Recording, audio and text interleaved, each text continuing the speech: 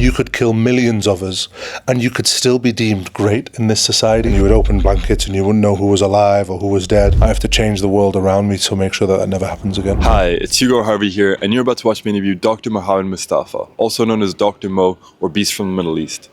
I speak to him about his experiences in Gaza and his thoughts on the Palestine issue more broadly. I'd like to warn you that we get into graphic detail about his time in Gaza, so watch at your own discretion. What's your name, what you do, and where are you from? So my name is Dr Mohammed Mustafa from the UK and Australia, and I've been to Gaza a few times during the genocide. And the event we're at today is called A Conversation on Palestine. Mm-hmm. Where do you think the conversation about Palestine is today in 2026? Do you know, I mean, it depends which really angle you look at it from. You know, from a political point of view, not much has changed within Palestine itself. But from a political point of view, internally in different structures of countries around the world, you know, Palestine has been an issue now that's brought down entire governments. Kamala Harris's campaign, they did research on it in a report that was released that showed that it was the genocide in Gaza that caused the Democratic Party to lose.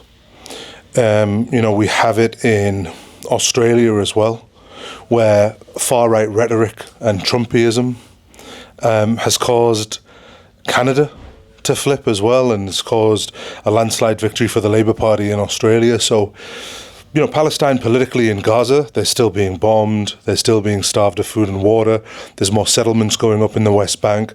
There doesn't seem to be a political horizon for Gaza, but worldwide it seems like the Gaza issue has become now a litmus test for most of these governments. And you talk about that division between what's happening inside Palestine and what's happening outside. And you're one of the few people in Western media that can actually attest to what was happening inside because of your trips there as a doctor. Can you tell us a little bit about your work as an emergency doctor in Gaza? Do you know, I always just, you know, I remember my first day in Gaza, like my first full day in the emergency room. And I remember when there was a missile strike that hit a children's playground. And, you know, within 15 minutes, we had parents bringing in blankets their children. And you would open blankets and you wouldn't know who was alive or who was dead. And, you know, I remember the first blanket that I opened up and it was a child with half his head missing. And as you pulled the blanket, it pulled parts of his brain out. And I remember just freezing in shock. And, you know, my hands were shaking. I was literally petrified. And to experience like that level of carnage, to see children disfigured, missing limbs, missing heads, 80% body burns, no painkillers, no anesthetics. And by the time we see all of these kids, and many of them have died, and the resus room is just covered in blood, and someone comes literally with a mop and just wipes down the blood, waiting the next wave of mass casualty events, the next wave of children that are going to come in, you know, injured, burnt, killed. And, you know, that was really something that really just hit home of the gravity, the human cost of this. And many people don't, you know, many people talk about Palestine and Gaza and Israel. You know, it becomes like a political football. Do you condemn Hamas? Does Israel have a right to exist? And I'm just like, well, whatever your answers are, I'll tell you what they don't have a right to do is kill these children in the most inhumane ways possible. You know, children coming in starved to death. You could see their bones, their eyes are squeezing out of their sockets. They're that malnutritioned. And you just think to yourself, like, this isn't a political football anymore. This is a real human cost to this. And I think that's one thing, you know, where when I left Gaza, I was trying to get out there and really just talk to people about the cost of this. And you talk a lot about what you saw or what you watched, and you're going out there meant to be an actor helping people. But to what extent do you feel like you were more of a witness than an agent in Gaza? Do you know, I think when you see a child who needs a certain operation and you can't give them that operation because, you know, our medicine was confiscated at the border by the Israelis. They blocked us from taking in pins and screws and things that we needed to perform orthopedic surgery. They didn't allow us to take in antiseptic materials. And when you have to amputate a child's leg because we don't have the equipment to actually fix his leg, and you're doing that to multiple children a day, when children have maggots growing out of their wounds on day 3, day 4, day 5, because we only have one type of antibiotic in Gaza, that's when you begin to realize that actually I'm not doing my job as a doctor here, because I know the treatment and I'm not able to give this person a treatment. All I can really do is leave this place and tell people what I saw and what happened, because I can't actually help them when I'm there. I know what needs to be done, but it can't be done. And that's when, your next job comes in, which is advocating for patients, is bearing witness. So that's what it became. And you talk about how it's not a political football, but when you're being an advocate, it becomes politicized. How has it been to have medicine, the craft that you trained in, be politicized and view medicine from that perspective, that political perspective? Well, we have to think about who is politicizing it. Do you know, it's not the Palestinians that are politicizing medicine. It's the Israelis. They're the ones that are bombing hospitals. They're the ones that are denying medicine. They're the ones that are killing paramedics and burying them alive. They're the ones that are banning medicine from getting in. They're the ones that ban doctors and surgeons from entering Gaza. They're doing that to enact, one, a revenge on a population, but two, they're doing that as a weapon of war to squeeze the population into surrendering. So when we talk about it being used as a political pawn, I'm not using it as a political pawn. I'm very consistent in what I say. I say that healthcare is a human right, as protected by the Geneva Convention. It is a human right to have access to healthcare, to have access to medicine, to not be denied those things. And that's why this isn't a political pawn, medicine. And that's what I try and get across when I talk to these politicians and I talk to these news reporters, is you have to reject the framing of the question, because it is not political to be a doctor. That is not a political statement. I treat that anybody that comes in through that door, whether they are Jewish, Palestinian, whether they're a resistance fighter, whether they're IDF, whoever they are, they have to be treated. That is in accordance with humanitarian law and humanitarian principles. But there is one side that keeps targeting hospitals and keeps killing people in hospital beds, that keeps killing doctors and nurses and healthcare workers consistently, and that's what makes it political. And in that political relationship, your parents were Palestinian refugees, but you grew up in Middlesbrough and now you live in Australia. You played for England's under 21s rugby. What has your relationship been with the West or Western politicians been like once you went and came back? Do you think the experience of Gaza changed your relationship with the countries you grew up in?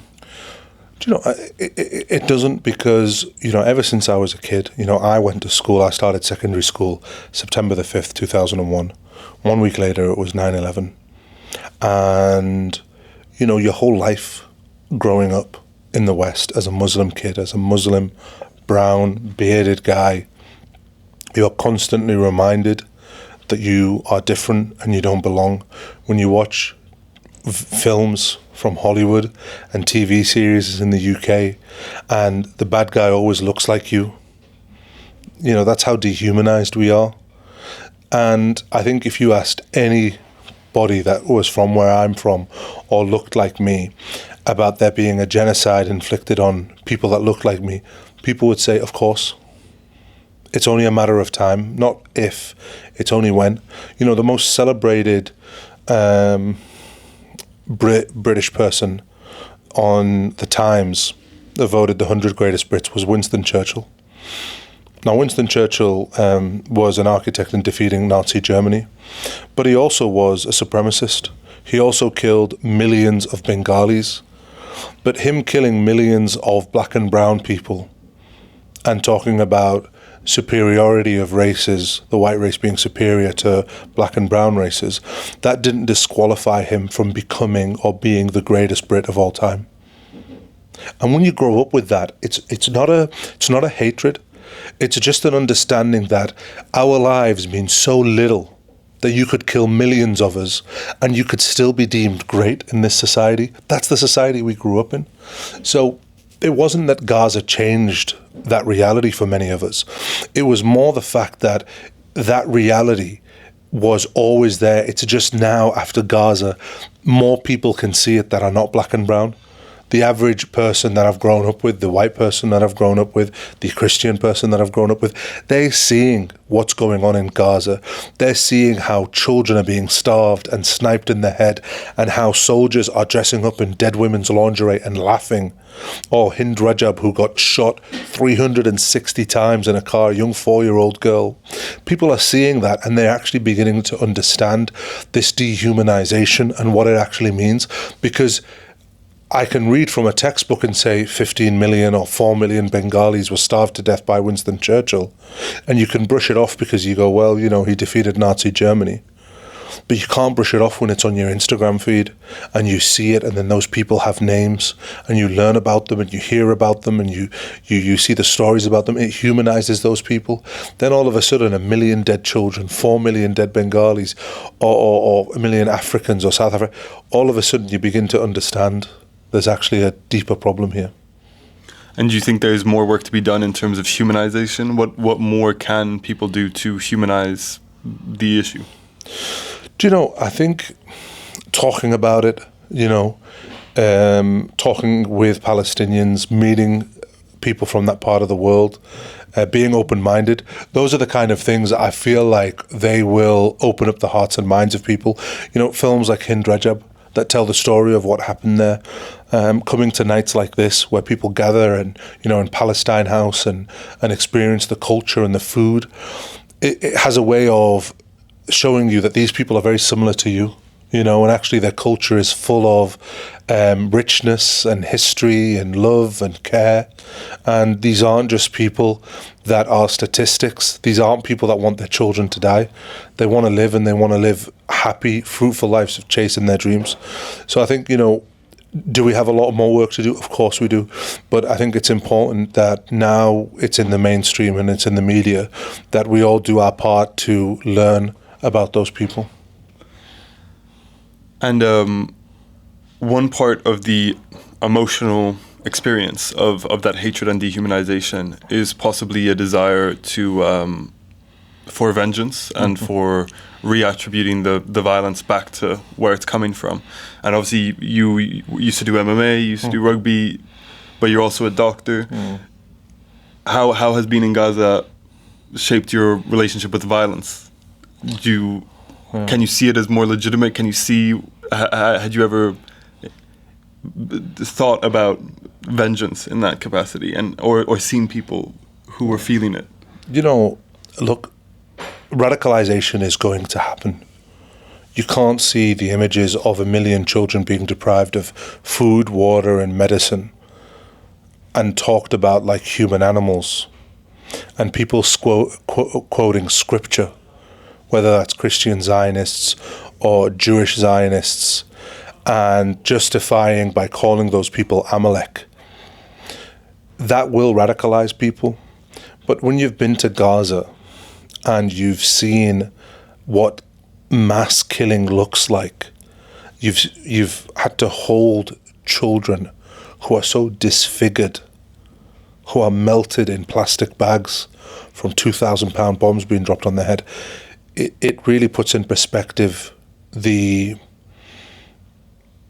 horrors of what is war. And I think once you begin to realize that, you begin to realize that actually violence only begets more violence. And there's no winners in this. There's no winners. When a 2,000-pound drops on a child's head, nobody wins. Not the person who pulled the trigger, and not that child. Certainly not that child or his family. And I think, you know, for me, it's radicalized me to stop the carnage. It's radicalized me to save as many of these children as possible. And the only way that we're going to do that is by stopping what is causing this killing, and what's causing this killing is the occupation. What's causing this killing is the dehumanization. And those are the things that we have to work on. And the way that you work on it is by campaigning, lobbying, by protesting on the streets, by sitting down, doing interviews like this to tell the stories of those people, to humanize them. Because you can only kill someone when you don't see them as yourself, when you don't see them as human. It's the only way that you can kill a mass exodus of children. So, that's why, for me, it's radicalized me, because I have to become radical in my campaigning and my advocacy for these children, because being quiet is no longer an option. When people talk about a free Palestine, what does a free Palestine look like to you? What's the future of Palestine in the next 10 years, even?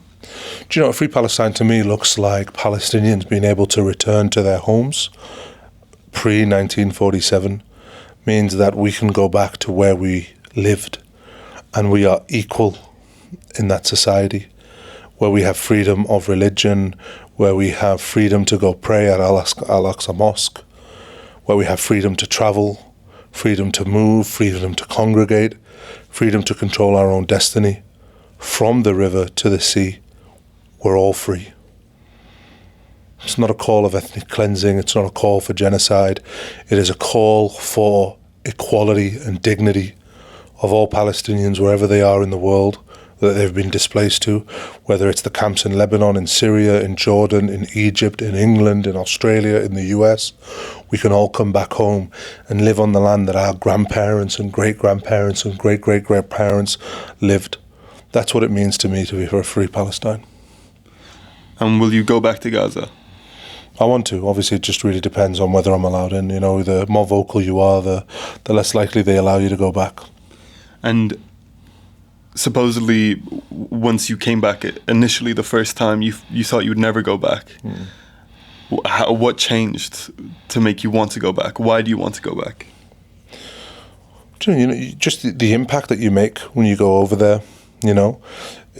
I know we don't have the medicine that we need to treat the people the way that we want to, but the people of Gaza just appreciate the fact that you are in there with them through this, that you're willing to put your life at risk just to be beside them while all of this is going on, and to witness the hospitality of people from Gaza and the appreciation, and it's just something that I feel like one day, when all is said and done, and this is written about in the history books, I can at least turn around to my kids and say, your dad was there. And now we're stood in London. Mm-hmm.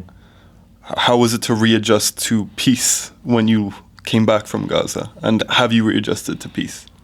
I don't think I have readjusted. If I readjusted, I'd probably go back to work and just get on with my normal quiet life. But I think, like I say, Gaza's changed me, and it's changed millions of people around the world. And we know now, we knew for a long time that the system was broken, but I think many people now no longer can hide behind a failed system, and that's how you readjust. You readjust by changing your settings. I can't readjust what I saw and what I witnessed.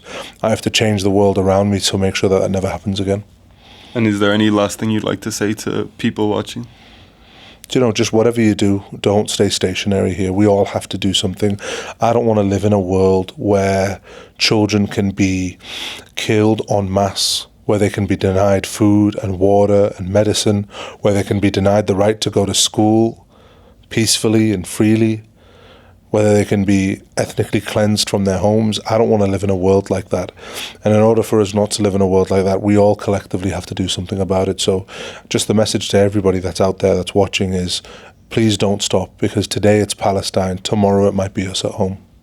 Good. Thank you very much. Thank you. Thank you for watching that interview with Dr. Mo. If you're interested in more of my content, check out my past interviews with people like Green Party Deputy Leader Mohsen Ali or Your Party MP Zara Sultana.